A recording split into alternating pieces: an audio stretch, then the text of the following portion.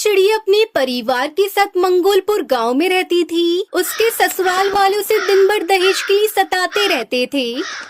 अरे टूनी, दिन भर मुफ्त के टुकड़े तोड़ती रहती है। तेरे बाप ने तुझे शादी में कुछ दिया नहीं, हमारे खर्चे पर ही हमें तुझे ब्याह कर ले आए थे। तेरे बाप ने शादी के समय कहा था कि शादी के बाद इतना देंगे कि रखने को घर में जगह नहीं होगी, लेकिन अभी तक तो एक फूटी कौड़ी तक नहीं दी, और बेटी दी है जो दिन भर गाय की तरह चढ़ती रहती है। माँ जी, आपको जो कहना है मुझसे कहिए। मेरे पापा के बारे में मैं कुछ भी नहीं सुन सकती हूँ। अरे कालू, उसकी जबान तो बहुत ज्यादा निकल रही है।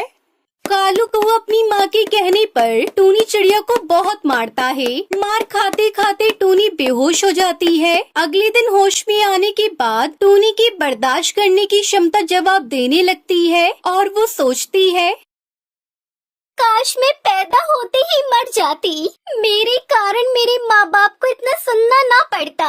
मैं कैसी अभागन बेटी हूँ जो शादी के बाद भी अपने माँ बाप के लिए बोझ बनी हुई हूँ। मेरे मरने से सबको शांति मिल जाएगी। दूसरे दिन अमावस की रात को टूनी चिड़िया चुपचाप अपने घर से बाहर निकलकर गांव के कुएं के पास आती है। जीते जी तो मैं कुछ नहीं कर पाई, लेकिन मैं कसम खाती हूँ कि मेरे मरने के बाद मैं अपने ससुराल वालों को और इस गांव के सभी पक्षियों को जो बहुओं पर अत्याचार करते हैं उनसे बदला लेकर रहूंगी। टूनी चिड़िया कुएं में कूदकर अपनी जान दे देती है। उधर कालू टूनी को पूरे घर में ढूंढता है। टूनी के न मिलने की खबर वो गांव वालों से छिपा लेते हैं, लेकिन अगले दिन गांव के पक्षी कुएं पर पानी भरने आती है और उनकी चीख निकल पड़ती है। हाय दैया, ये किस चिड़िया के जेवर है? अरे ये तो बहुत महंगे लग रही है। जैसे ही वो कुएं में झांकती है, उन्हें टूनी की लाश दिख जाती है। ये बात गांव में आग की तरह फैल जाती है और अब कोई भी उस कुएं के पानी को हाथ लगाने को तैयार न था। गांव की सब चिड़िया पक्षी सुंदरी के यहाँ जाते हैं। अरे क्या हुआ कालू की अम्मा? टूनी बहू की मौत कैसे हुई? कहीं तुम लोग उसे सताते तो नहीं थे? अरे ये क्या कह रहे हो तुम लोग? हम क्यों उसे सताने लगे? अरे पता नहीं क्यों खुदकुशी कर ली उसने। मैं तो उसे अपनी बहू नहीं बेटी की तरह मानती थी।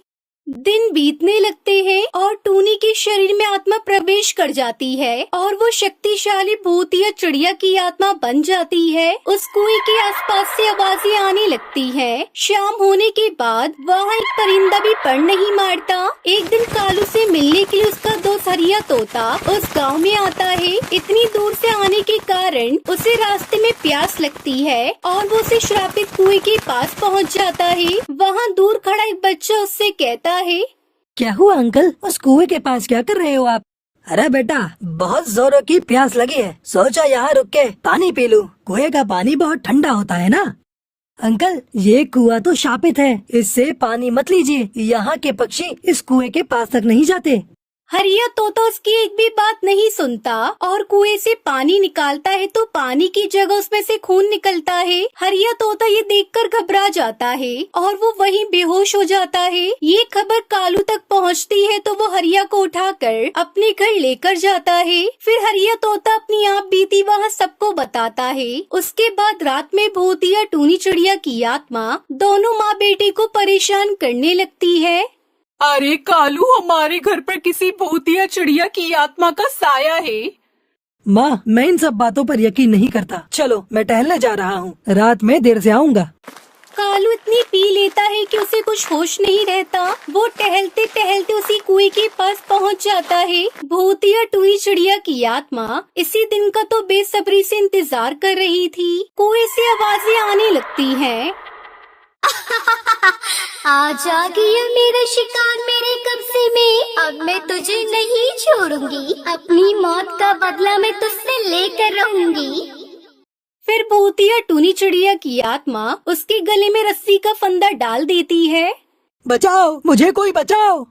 तुम जैसे पापी हत्यारे को बचाने के लिए कोई आगे नहीं आएगा। तुम्हें मैं तड़पा तड़पा कर उसी तरह मारूंगी जिस तरह तुम लोगों ने मुझे मारा था।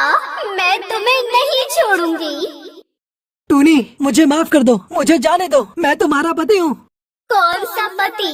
जिस पति ने मुझे जीते जी सुख का पानी पीने नहीं दिया, वो पति आज खुद पर आई तो अपनी जिंदगी की दुहाई मांग रहे हो, और वो सुंदरी पक्षी के नाम पर कलंक है, उसे भी मैं नहीं छोड़ूंगी।